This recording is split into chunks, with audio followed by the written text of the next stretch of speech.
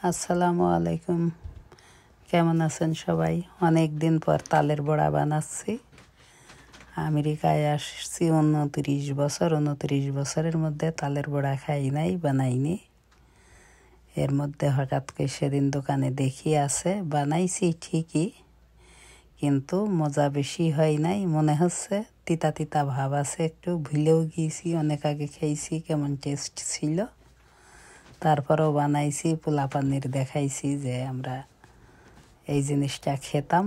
ওরা কেউ কেউ খেয়েছে, কেউ পছন্দ করছে, কেউ আবার তিতা বিলে পছন্দ করছে না। খেলাম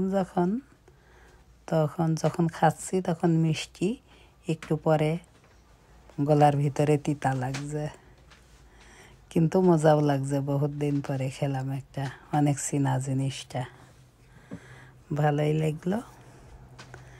বানাতেও কষ্ট আছে, এই যে হাত মাত অনেক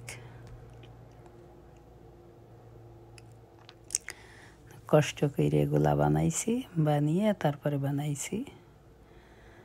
এখন আপনাদের সব কেমন লাগে? তিতা লাগে না ঠিকই আছে জানি না। সবাই কমেন্টে জানিয়েন কেমন তালের বড়া আপনারা কে কেমন পছন্দ করেন, জানিয়েন কমেন্টে। সবাই ভালো থাকেন, আরও বানিয়ে খেয়েন সবাই। সব কিছুরই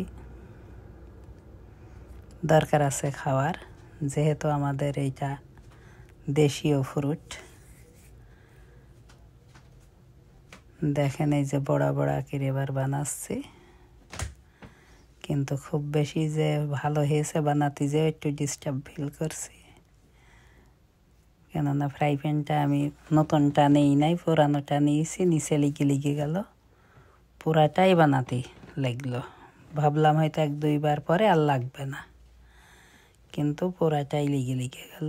তারপর আর বদলিয়ে নিইনি, চেঞ্জ করিনি আর একটা। কেমন হইলো দেখেন, আপনারা যেমন বানান এমন হইলো কিনা।